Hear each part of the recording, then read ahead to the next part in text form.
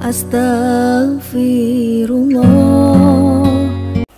Assalamualaikum warahmatullahi wabarakatuh. Alhamdulillah wassalatu wassalamu ala rasulillah wa ala alihi wa sahbihi wa mawalah wa la hawla wa la quwata illa billahi wa ba'du. Ma'asyiral muslimin wal muslimat rahimani wa rahimakumullah. Alhamdulillah, di pagi hari ini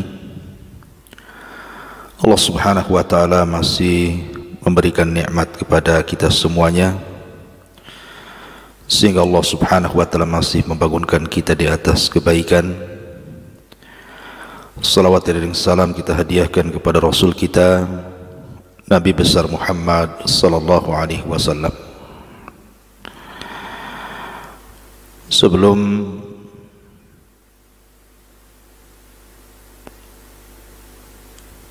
saya lanjutkan pada kajian di pagi hari ini,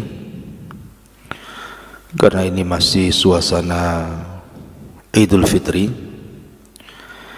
maka saya ucapkan kepada kaum muslimin dan kaum muslimat, taqabbalallahu minna wa minkum.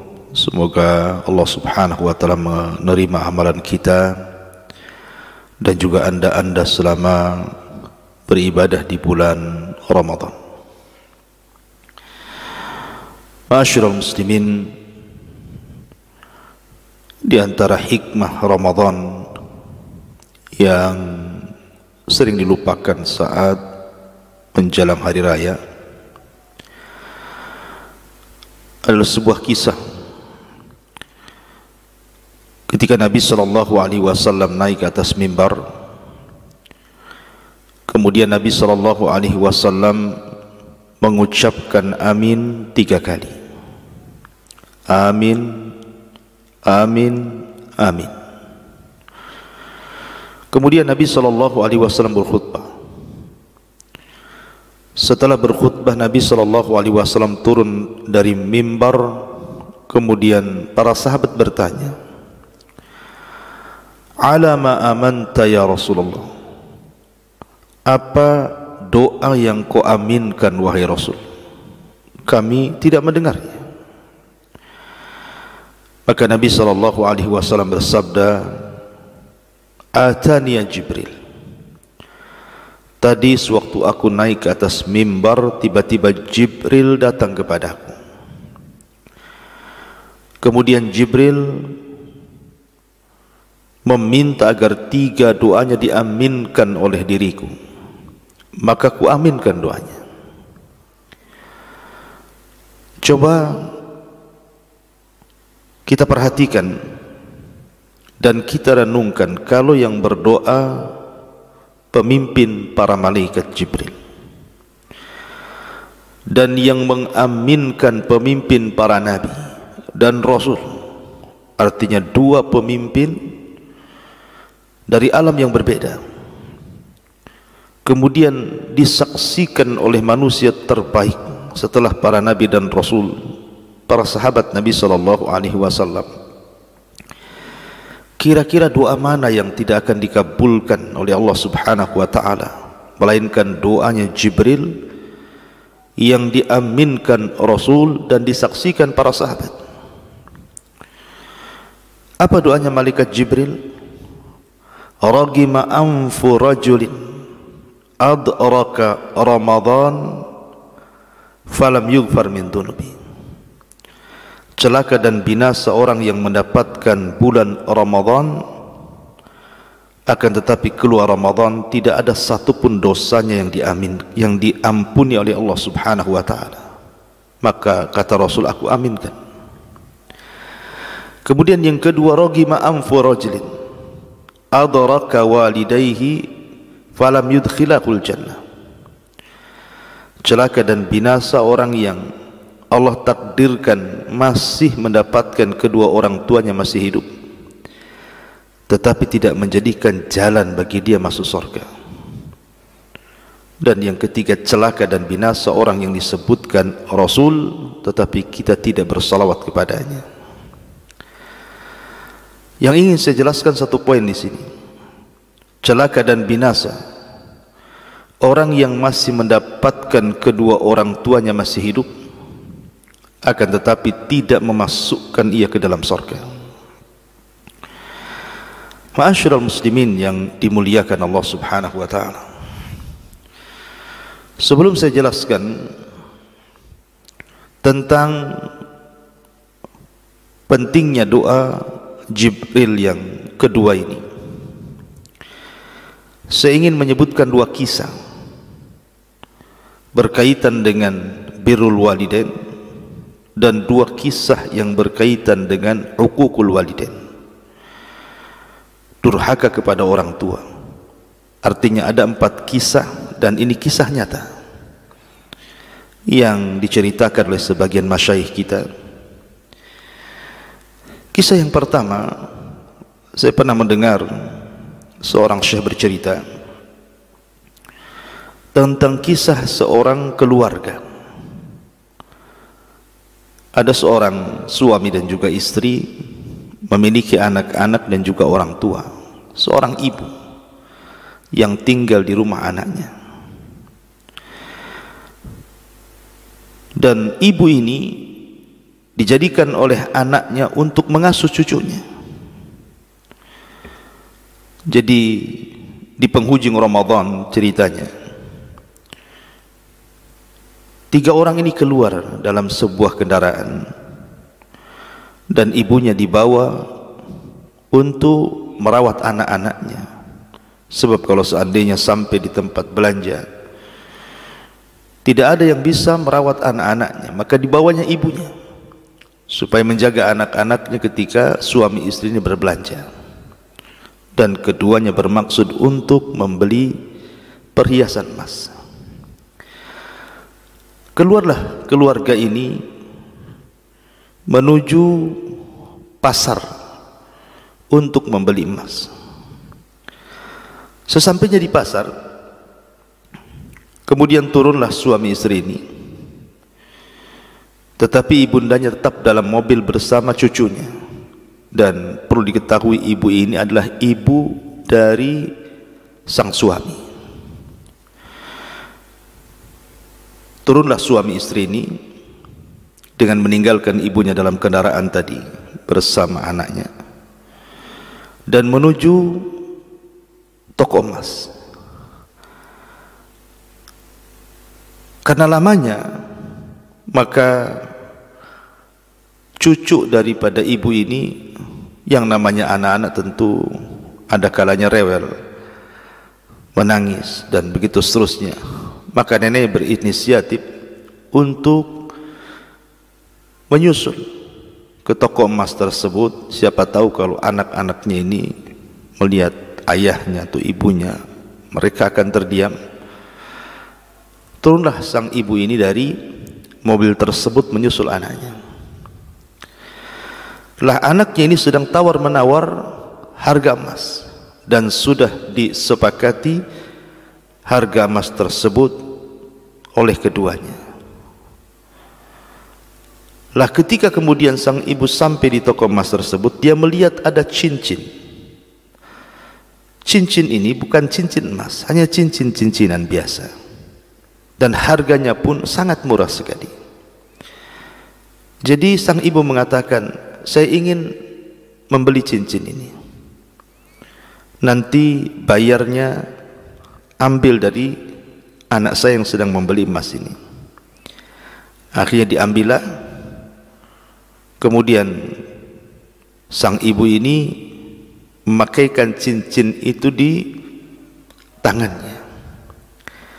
Singkat cerita, setelah sang suami istri ini menawar emas, kemudian disepakati harganya, dibayarlah harganya. Tiba-tiba kata pemilik toko emas ini bahwa bayarannya masih kurang. Jadi sang suami ini heran, tadi sudah disepakati anggap saja mungkin 200 juta, sudah dibayar 200 juta, Tiba-tiba dia mengatakan masih kurang, karena ada seorang wanita yang membawa anak-anak kecil tadi mengambil cincin-cincinan dan harganya tidak seberapa. Tiba-tiba kemudian sang suami ini marah kepada ibunya. Kemudian dia datang kepada ibunya, kemudian dia memaki ibunya gara-gara turun dari mobil dan mengkhawatirkan anak-anaknya. Kemudian dia mengatakan, kenapa kau turun dari mobil ini? Maka ibunya mengatakan, tadi anak merewel, makanya aku kemudian turun supaya melihat dirimu dan tenanglah anak-anak. Kemudian sang anak mengatakan, kenapa kau tadi ambil cincin? Mana kemari cincinnya? Akhirnya kemudian cincin itu dirampasnya dari ibunya, kemudian dilempar ke tong sampah. Padahal harga cincin itu tidak seberapa. Entah mengapa dia kemudian marah di hadapan pemilik toko emas dan juga di hadapan istrinya. Kemudian sang ibu ini karena sudah pecah hatinya, merasa malu, maka dia ambil cucunya kembali ke mobilnya. Sang istri ini mengingatkan suaminya, kenapa engkau melakukan seperti itu kepada ibu? Biarkan saja dia mengambil cincin, tinggal kau bayar. Berapalah harga cincinan itu? Bukan cincin benaran, bukan cincin emas. Ya. Akhirnya kemudian sang suami itu mengambil lagi cincin yang sudah dilempar ke tong sampah. Dia balik lagi ke mobilnya, kemudian dia mengembalikan cincin itu kepada ibunya. Subhanallah, apa yang terjadi? Ibunya langsung mengatakan, karena engkau sudah membunuh kebahagiaanku. Demi Allah, aku tadi mengambil cincin yang tidak ada harganya itu. Aku hanya ingin seperti wanita-wanita yang lain berbahagia di waktu Idul Fitri. Tetapi karena engkau sudah menghilangkan kebahagiaan itu, demi Allah, selama aku masih hidup, aku tidak akan memakai cincin, karena engkau sudah membunuh kebahagiaanku kalau itu menjadikan dirimu kecewa. Subhanallah, ya. Bagaimana seorang anak bisa melakukan seperti ini kepada ibunya? Bukankah Nabi SAW yang mengatakan, sesungguhnya harta seorang anak itu semua milik orang tuanya?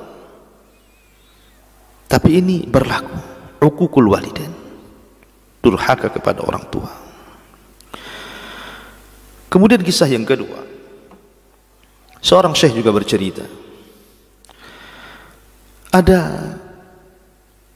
sepasang suami istri memiliki, yang si suami memiliki ayah dan ibu.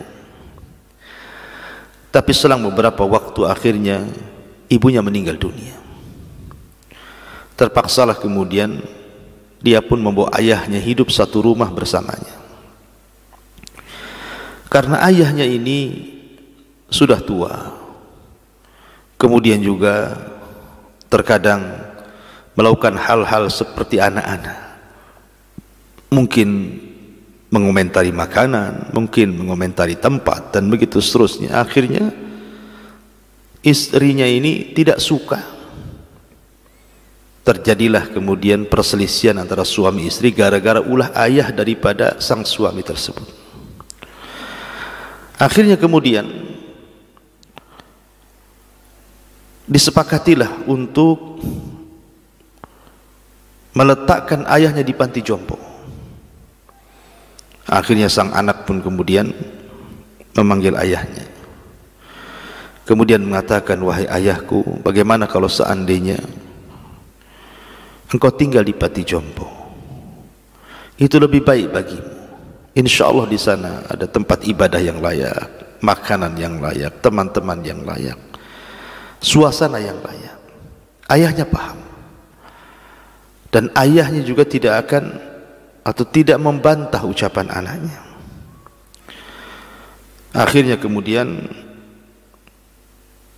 berangkatlah sang anak mengantar ayahnya ke panti jompo. Pada awalnya masih baik, setiap hari, kadang 2 hari sekali anak ini berkunjung kepada ayahnya, ngobrol, membahagiakan, memberi hadiah. Kemudian lewat sebulan, 2 bulan, setahun, 2 tahun, mulailah jarang anaknya mengunjungi ayahnya. Sampai akhirnya berlalunya tahun, anaknya ini tidak pernah menjenguk berbulan-bulan ayahnya. Sehingga tiba-tiba kemudian datang dari pihak panti jompo memberitahu bahwa ayahnya meninggal dunia. Terpukullah anak laki-laki ini. Dia membawa anaknya yang masih usia 7 tahun untuk mengambil jasad ayahnya. Setelah berangkat ke panti jompo, kemudian semua administrasi sudah diselesaikannya dan jasad ayahnya siap dibawa pulang. Maka laki-laki ini membawa anak yang 7 tahun mengemas untuk mengambil barang-barang yang ada di kamar ayahnya. Tiba-tiba kemudian anak yang 7 tahun, cucu daripada kakek yang meninggal ini, dia masuk ke kolong ranjang, ke bawah ranjang tempat tidur ayahnya. Rupanya ditemukan di situ ada gelas dan juga piring.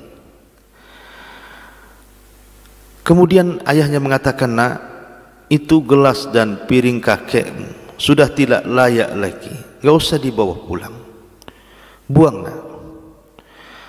Tapi anak ini yang 7 tahun ini terus memeluk gelas dan piring daripada kakeknya. Kemudian dia mengatakan sesuatu yang menjadikan ayahnya menangis dan sadar. Anak ini mengatakan, "Tidak, aku tidak akan melepaskan gelas dan juga piring ini. Demi Allah, gelas dan piring ini akan kujaga, wahai ayahku. Aku ingin menjadikan gelas dan piring ini sebagai alat kelak. Aku tidak akan meninggalkan dirimu. Aku akan suapi dirimu, aku akan beri minum dirimu jikalau engkau sudah tua seperti kakek." Maka ketika mendengar ucapan anak 7 tahun ini, tiba-tiba laki-laki tersebut kemudian terduduk, menangis, bertobat kepada Allah Subhanahu wa ta'ala karena dia sudah menelantarkan orang tuanya. La haula wa la quwata illa billah. Ma'asyiral muslimin yang dimuliakan Allah Subhanahu wa ta'ala. Kemudian kisah yang ketiga, dan ini kisah seorang anak yang luar biasa berbakti kepada orang tuanya. Seorang syekh juga bercerita, jadi suatu ketika dia sedang sholat Jumat dan dia menjadi imam bagi jemaah sholat Jumat.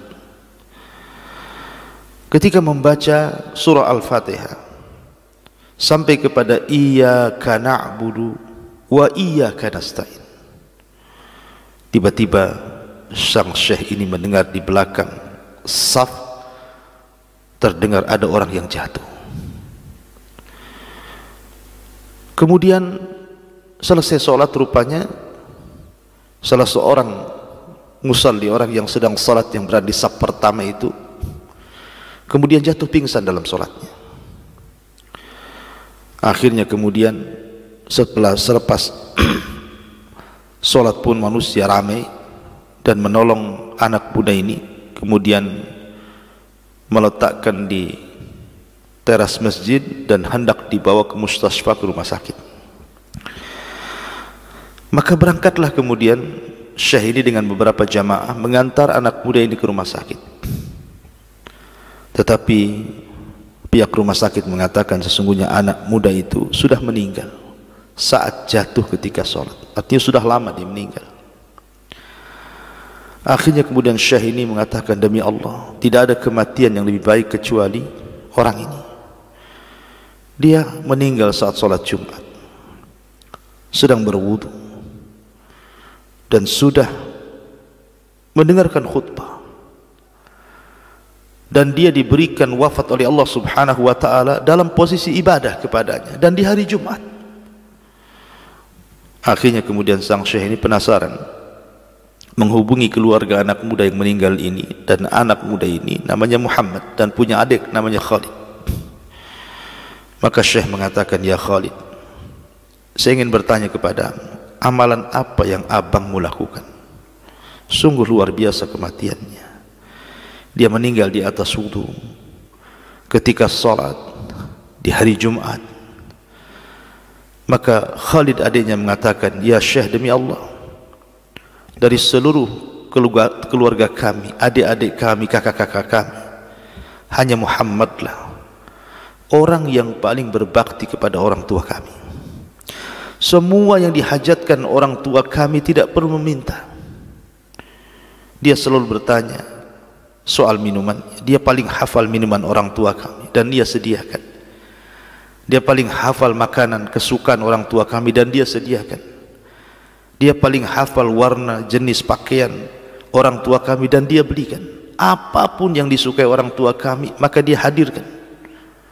Dan dia di antara anak-anak orang tua kami yang paling abarru biwalidayhi, yang paling berbuat baik kepada kedua orang tuanya."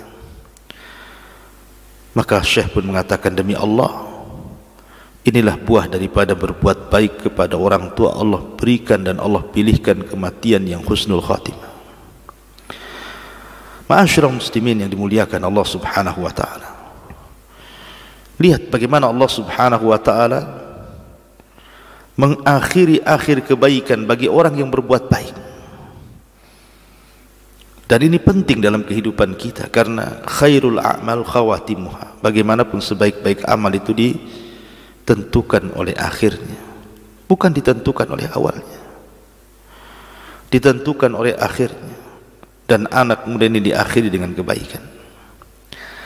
Ma'asyiral muslimin yang dimuliakan Allah Subhanahu wa taala. Kemudian kisah yang terakhir, ada anak muda membawa ibundanya yang gila menuju rumah sakit. Sesampainya kemudian di rumah sakit, kebetulan dokter yang menangani adalah dokter wanita. Kemudian anak itu duduk dan orang tua yang gila ini, ibunya yang gila ini berdiri. Selang beberapa waktu, yang namanya orang gila, dia melakukan hal-hal yang membuat orang takut di rumah sakit itu. Tiba-tiba kemudian dia membuang apapun yang ada di atas meja sang dokter, menarik taplak meja, melakukan hal-hal aneh sampai menggigit anaknya. Kemudian melepaskan jilbabnya. Anaknya berusaha untuk menenangkan orang tuanya, memasangkan kembali jilbabnya dengan sabar luar biasa. Anaknya ini terus menenangkan orang tuanya. Maka sang dokter wanita mengatakan, "Ini siapa?" Maka anak muda itu mengatakan, "Ini ibuku, dia gila." "Dan kau siapa?" "Saya anaknya." "Sudah kapan ibumu gila ini?" Dia mengatakan, "Sejak aku lahir dia sudah gila. Dan aku terus merawatnya. Aku yang memandikannya, aku yang mencebokinya, aku yang mengadakan semua hajat kebutuhannya. Dan aku sabar, karena ini ibuku."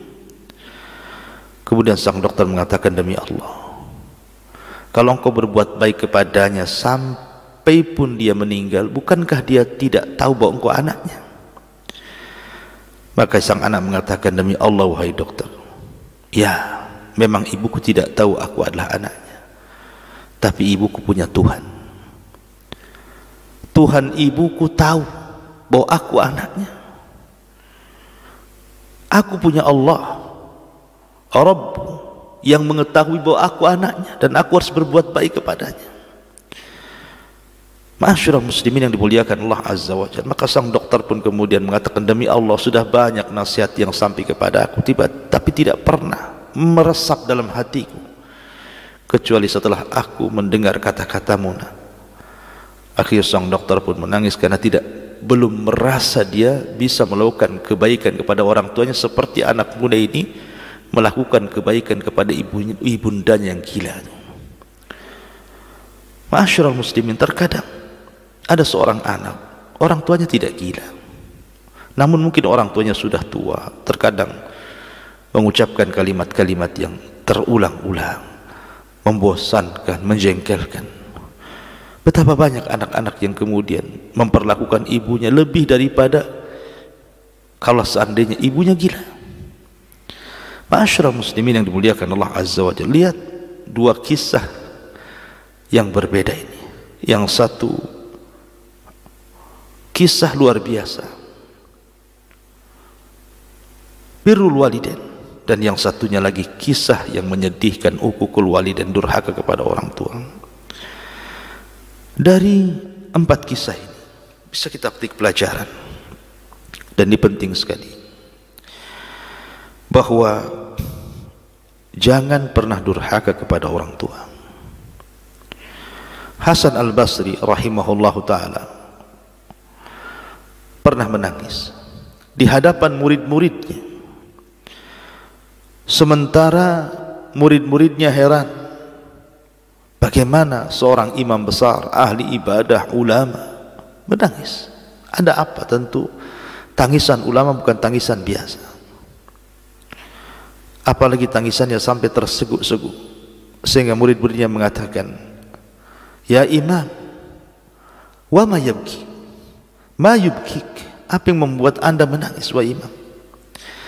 Maka Hasan al-Basri mengatakan, "Wailakum, celaka kalian, aku mendengarkan kabar, telah sampai ke telingaku bahwa salah satu pintu dari dua pintu surga sudah tertutup. Aku mendengar kabar bahwa satu pintu dari dua pintu surga sudah tertutup." Orang-orang pun heran, apa maksudnya? Maka Hasan al-Basri mengatakan, "Demi Allah, tadinya aku memiliki dua orang tua, memiliki ayah dan ibu, dan keduanya adalah jalan menuju surga, dua pintu menuju surga. Sekarang salah satu dari keduanya meninggal dunia, berarti tertutuplah satu di antara dua pintu surga." Ma'asyiral muslimin, sebelum anda melakukan hal-hal yang menyakitkan orang tua, ingat, orang tua itu pintu surga, orang tua itu jalan menuju surga. Makanya kenapa Allah subhanahu wa ta'ala sampai-sampai mengatakan dalam Al-Quran, "Wa qadha rabbuka alla ta'budu illa iya wa bil walidaini ihsana." Wa qadha rabbuka, dan Rabbmu telah memerintahkan kepadamu agar jangan menyembah kecuali kepada Allah, dan agar berbuat baik kepada kedua orang tuanya. Allah sampai kemudian mengiringkan antara perintah tauhid dan perintah berbuat baik kepada kedua orang tua, menunjukkan bahwa birrul walidain itu adalah terbaik setelah tauhid. Makanya ada tiga perintah yang tidak mungkin dipisahkan satu dengan yang lainnya. Pertama, perintah salat dan zakat tidak bisa dipisahkan. Kalau anda salat dan tidak zakat, maka bermasalah dengan salat anda. Anda zakat tidak salat juga bermasalah dengan zakat anda. Yang kedua, atiullah wa atiur rasul, taat kepada Allah dan Rasulnya. Kalau hanya taat kepada Allah saja dan tidak taat kepada Rasul, masalah ketaatan anda kepada Allah. Kalau anda hanya taat kepada Rasul dan tidak taat kepada Allah, juga masalah dalam ketaatan anda kepada Rasul.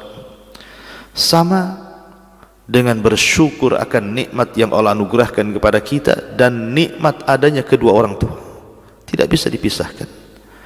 Karena bagaimanapun keridhaan Allah itu ditentukan dengan keridhaan orang tua, dan murkanya Allah juga ditentukan oleh murkanya kedua orang tua. Ma'asyiral muslimin yang dimuliakan Allah subhanahu wa ta'ala, terkadang ada anak yang kemudian kecewa dengan orang tuanya. Boleh jadi kemudian melihat masa lalu. Masa lalu mungkin orang tua kurang memperhatikan dirinya, kurang memberikan pendidikan kepada dirinya, kurang memberikan perhatian seperti membelikan baju yang bagus, makanan yang enak, minuman yang lezat, atau mungkin ditelantarkannya anda. Yang ingin saya katakan adalah, kalaulah merasa orang tua itu gagal mendidik kita, jangan pula kita gagal dalam berbuat baik kepada orang tua.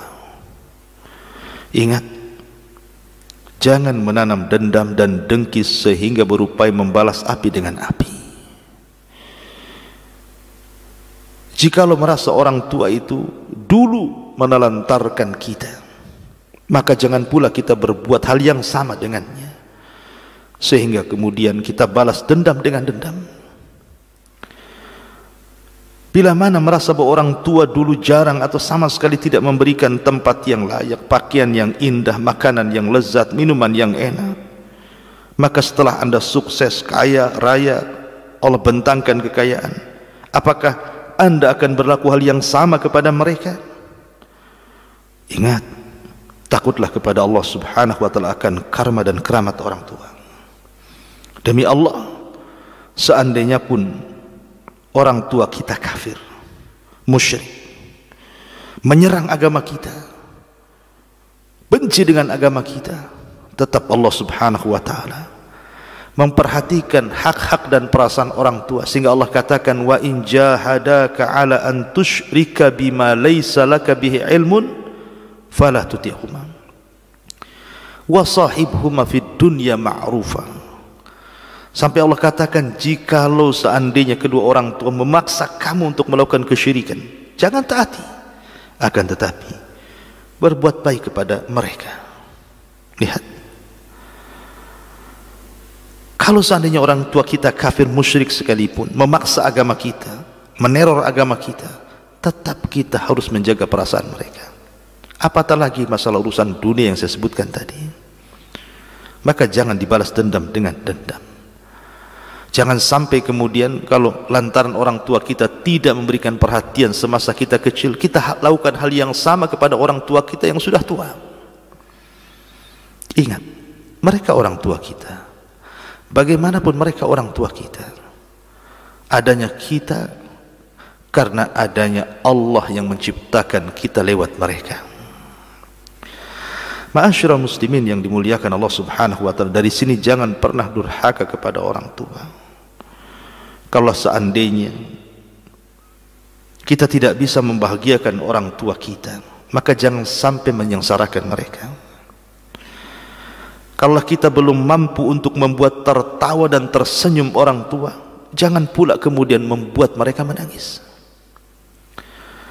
Atau seandainya pun kita belum bisa membelikan mereka rumah yang layak, pakaian yang indah, minuman yang lezat, makanan yang enak, minimalnya standar minimal, doakan orang tua, doakan kesehatan mereka, doakan umur yang panjang bagi mereka, doakan hidayah kepada mereka.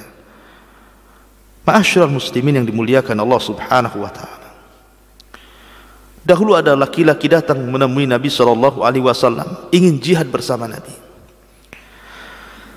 Tetapi ketika dia meninggalkan orang tuanya tidak redha dan menangis. Terpaksa orang tuanya mengizinkan karena desakan anaknya. Anak ini datang kepada Nabi, ya Rasulullah, wahai Rasul, alhiqni bil jihad, libatkan aku dalam jihad. Maka Nabi SAW mengatakan, apakah engkau sudah punya izin dari kedua orang tuamu? Maka dia mengatakan, ya. Laqad taraktu abawayya yabkiyan, ya, aku sudah minta izin dari kedua orang tuaku, tetapi ketika aku minta izin keduanya menangis. Maka Nabi SAW mengatakan, irji ilaihima fa'adhikahuma kama abkaitahuma, pulang, buat keduanya tertawa sebagaimana kau telah membuat keduanya menangis. Lihat, kalau kita tidak bisa membahagiakan mereka, jangan menyusahkan mereka, jaga perasaan mereka. Ma'asyiral muslimin yang dimuliakan Allah Subhanahu wa ta'ala, terkadang ada orang-orang tua itu yang dibuat sepi anaknya di tengah ramainya anak-anak, menantu, cucu dan keluarga. Jangan membuat orang tua senyap di tengah hiruk pikuk keluarga. Anaknya banyak, cucunya banyak, mertuanya, menantunya, abahnya. Tapi seolah-olah dia hidup sendirian. Di mana anak-anaknya? Di mana cucunya? Di mana menantunya? Ma'asyiral muslimin yang dimuliakan Allah Azza wa Jalla, terkadang banyak anak bak kacang lupa dengan kulitnya. Coba kita ingatlah masa kecil kita. Terkadang ada orang tua tidak nyenyak tidur di masa kecil kita. Itu untuk siapa? Terkadang ada orang tua menahan lapar, menahan dahaga, menahan perutnya yang sedang keroncongan. Untuk siapa? Terkadang dia merasa sakit badan, tidak dirasakan. Dan itu juga untuk siapa? Bahkan terkadang orang tua menghilangkan rasa malu, meminjam uang ke sana kemari hanya untuk kebutuhan anaknya. Itu untuk siapa kalau bukan untuk kita? Kita yang membuat mereka kurang tidur, kita yang membuat orang tua menahan lapar, kita yang membuat orang tua menahan sakit, kita yang membuat orang tua menghilangkan rasa malunya. Cobalah bayangkan. Makanya kenapa ketika Allah Subhanahu wa taala merintahkan kita untuk mendoakan, minimal standar kita berbuat baik seorang anak yang saleh kepada orang tua itu doa. Wa qul rabbirhamhuma kama rabbayani shaghira. Ya Allah, rahmati, berikan kasih sayangmu kepada orang tuaku, kama rabbayani shaghira, sebagaimana dia telah merawatku sejari kecil. Allah tidak hanya merintahkan Rabbirhamhuma, ya Allah berilah kasih sayangmu kepada orang tua, tapi Allah Subhanahu wa taala juga mengingatkan akan memori kita anak-anak ketika kita semasa bersama orang tua, kama rabbayani shaghira, supaya anak-anak tahu bagaimana orang tua itu membesarkan kita. Seandainya orang tua itu mau menelantarkan kita, mungkin kita bisa mati. Ada orang tua punya bayi, tidak diberi makan 4 hari, bisa saja mati anak bayi itu. Tapi karena fitrah yang Allah anugerahkan kepada orang tua itu, sehingga dia merawatnya, bahkan dia rela mati untuk kelahiran anaknya. Dari sinilah maka selamanya seorang anak itu tidak sanggup untuk membalas kebaikan orang tuanya. Tidak akan sanggup. Karena jasa orang tua ini dimanapun di dunia ini tidak ada yang bisa menandingi jasa mereka. Kita perhatikan seorang ibu, dia memiliki 3 tugas yang tidak dimiliki kecuali hanya ibu saja. Di dunia ini tidak ada yang sanggup kecuali seorang ibu. Pertama, mengandung. Tidak ada yang mengandung kecuali seorang ibu. Yang kedua, melahirkan. Tidak ada yang melahirkan kecuali seorang ibu. Yang ketiga, menyusui. Tidak ada yang bisa menyusui kecuali seorang ibu. Dan tidak pernah tergantikan seorang ayah. Kalau saya analogikan seperti ini, ada orang kaya raya selalu menyumbang, memperhatikan fuqara wal masakin, tapi tidak ada ceritanya orang kaya memberi sedekah 3 kali makan kepada anak atau kepada orang miskin seumur hidupnya, kecuali itu hanya diberikan seorang ayah.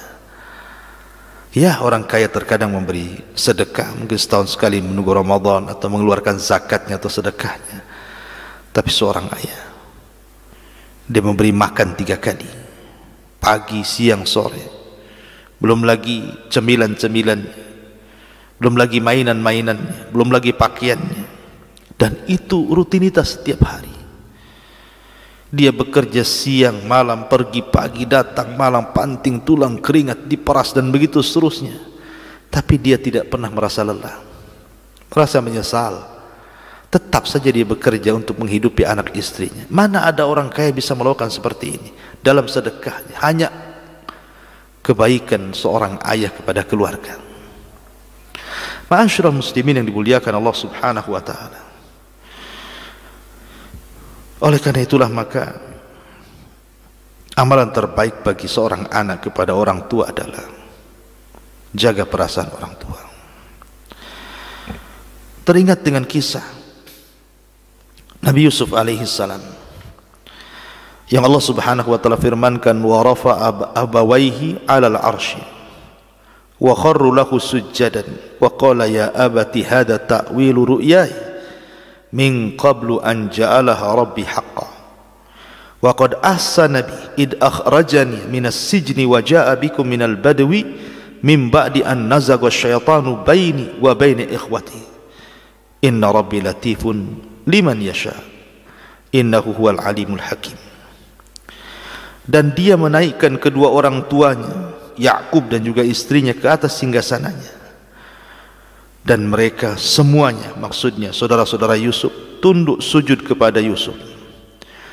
Dan Nabi Yusuf berkata kepada ayahnya, wahai ayahku, inilah takwil mimpiku yang dulu pernah aku ceritakan kepadamu, dan sesungguhnya Tuhanku telah menjadikan kenyataan. Sesungguhnya Tuhanku telah berbuat baik kepadaku ketika Dia membebaskan diriku dari penjara dan ketika membawa kamu dari dusun kemari, setelah setan merusak hubungan antara diriku dan saudara-saudaraku. Sungguh Tuhanku maha lembut terhadap apa yang dikehendaki. Sungguh Dia maha mengetahui dan maha bijaksana. Subhanallah, ini akhlak perlu ditiru oleh anak-anak. Nabi Yusuf ini sebenarnya kalau mau diceritakan bagaimana kezaliman saudara-saudaranya, sangat menyakitkan. Bagaimana tidak, di usia 10 tahun dia dicelakakan, saudara, dimasukkan ke dalam sumur yang bisa saja mengalami kewafatan. Tiba-tiba diselamatkan para pedagang, kemudian dijual jadi budak. Kemudian tinggal di istana, difitnah, akhirnya masuk penjara. Bertahun-tahun hidup di penjara, sampai Allah Subhanahu wa taala takdirkan Yusuf memberikan atau diberikan hidup yang layak sesudahnya. Setelah itu barulah dia merasakan hidup nikmat. Ketika kemudian datang saudara-saudaranya di musim pacaklik, kemudian menukar barang dan juga makanan, tiba-tiba menuduh Benyamin mencuri, dan dikatakan bahwa sebelum, kalau memang Benyamin mencuri, maka sebelumnya juga saudaranya, maksudnya Yusuf, mencuri. Pokoknya kezaliman yang luar biasa. Tapi dia seorang nabi, memberikan teladan. Ketika kemudian dia bawa keluarganya ke Mesir, kemudian dihargai dan dihormati bahkan saudara-saudaranya, Nabi Yusuf berusaha menjaga perasaan orang tuanya. Dia tidak menceritakan perbuatan saudara-saudara kepada ayahnya, tidak. Dia hanya mengatakan, mim ba'di an nazagha syaitan baini wa baina ikhwati. Sesungguhnya setelah ada keretakan hubunganku dengan saudara-saudaraku, dan itu ulah syaitan. Lihat, Nabi Yusuf tidak menceritakan, hanya mengatakan itu ulah syaitan yang akhirnya menjadikan hubunganku retak dengan saudara-saudaraku. Sebenarnya Yusuf bisa saja menceritakan bagaimana kezaliman saudara-saudaranya kepada ayahnya, tapi Yusuf tidak mau membuat ayahnya sedih, sehingga dia mengatakan ini ulah setan. Itu saja. Apa hikmahnya di sini? Nabi Yusuf mengajarkan kepada kita agar kita menjaga perasaan orang tua, menjaga perasaan orang tua. Oleh karena itulah, karena bagaimanapun dulu kita waktu masih kecil, kita ini bodoh, orang tua yang mencerdaskan kita dengan cara yang mendidik atau menyekolahkan kita. Dulu kita miskin, orang tua yang membuat kita kaya. Dulu kita bukan orang yang berwawasan, orang tua yang memberikan wawasan. Dulu kita bukan siapa-siapa, masih kecil kita tidak tahu cita-cita kita. Setelah besar rupanya ada yang jadi pejabat, orang kaya, dan begitu seterusnya. Ini tidak lepas dari takdir Allah, kemudian doa mereka orang tua. Oleh karena itulah ma'asyiral muslimin yang dimuliakan Allah Azza wa Jalla, jaga perasaan mereka, jaga perasaan ayah ibu kita. Abu Hanifah rahimahullahu ta'ala, imam besar Abu Hanifah itu, murid-muridnya banyak. Di antara murid-muridnya yang dikisahkan adalah salah satunya Zur'ah al-Wa'id. Zur'ah al-Wa'id. Dan juga di antara muridnya lah Umar ibn Dhar. Umar ibn Dhar dan juga Zur'ah al-Wa'id ini adalah selalu oleh Abi Hanifah dimintai fatwa, bukan untuk dirinya tapi untuk orang tuanya. Kebetulan Abu Hanifah punya ibu, ibunya bertanya sesuatu, Abu Hanifah gampang menjawab persoalan yang dilontarkan ibunya. Tapi dia tidak mau mengangkat atau meninggi suara dirinya di atas suara ibunya, atau menjadi guru di antara guru-guru yang menggurai ibunya. Makanya dia mengantarkan kepada Umar ibn Dhar atau kepada Zur'a al-Wa'id, bertanya, ibuku bertanya, ini persoalannya. Kata mereka, Anda ini imam, jawab saja. Dia bilang tidak. Tapi bagaimana jawabannya? Diajari Abu Hanifah. Kamu kalau ibuku bertanya, ini jawabannya, ini jawabannya, ini jawabannya. Akhirnya setelah berjumpa dengan ibundanya, mereka menjawab seperti yang diajarkan Abu Hanifah. Kenapa Abu Hanifah tidak langsung menjawab pertanyaan ibunya? Sekali lagi, dia tidak mau menggurui ibunya. Dia tidak mau meninggikan suaranya di atas suara ibunya. Dan itu bentuk birrul walid, menjaga perasaan ma'asyiral muslimin yang dimuliakan Allah Azza wa Jalla. Dari sinilah Allah mengatakan, wahfid lahuma janaha dhulli minar rahmah. Rendahkan dirimu terhadap kedua orang tuamu. Ma'asyiral muslimin yang dimuliakan Allah Subhanahu wa taala. Karena sekali lagi begini, tidak ada yang bisa menggantikan posisi kedua orang tua kita. Karena orang tua kita itu cuma satu. Ayah cuma satu. Ibu juga cuma satu. Dan kesempatan berbuat baik juga cuma satu kali di kehidupan dunia ini. Kalau seandainya Anda mencari orang tua atau pengganti orang tua, Anda panjat bukit dan gunung-gunung tinggi sekalipun, berjalan menyusuri pantai sampai ujung laut sekalipun, bahkan kalau Anda terbang sampai ke ujung langit sekalipun mencari pengganti orang tua, tidak akan ada gantinya. Karena sekali lagi, ibu cuma satu, ayah cuma satu. Bagaimana cara mengganti mereka? Makanya banyak orang yang menyesal ketika kedua orang tuanya sudah meninggal dunia, karena tidak ada gantinya. Ayahnya sudah meninggal, ibunya sudah meninggal, dia hendak mencari ganti kemana? Anda hanya bisa berdoa memintakan ampun kepada mereka, tapi Anda sudah tidak bisa lagi berbuat baik dan mendapatkan dua pintu yang menuju Anda ke dalam surga. Oleh karena itulah, maka ini momen Lebaran, momen Idul Fitri, masih belum terlambat bagi Anda yang punya orang tua. Pulang, minta maaf mereka, minta ridha mereka, minta keberkahan mereka. Karena kalau seandainya mereka marah kepada kita, maka itu tanda Allah Subhanahu wa taala tidak ridha dengan kita. Dan kalau seandainya mereka ikhlas dengan kita, ketahuilah, maka itu tanda Allah Subhanahu wa taala cinta kepada kita. Karena Rasul yang mengatakan ridha Allah fi ridhal walidain, keriduan Allah Subhanahu wa taala adalah karena ridhonya orang tua, dan murkanya Allah Subhanahu wa taala juga karena murkanya orang tua. Mudah-mudahan nasihat di pagi hari ini bisa mengingatkan kita tentang birrul walidain. Subhanallah bihamdika, asyhadu an la ilaha illa anta, astaghfiruka wa atubu ilaik. Allahu ta'ala alam. Assalamualaikum warahmatullahi wabarakatuh.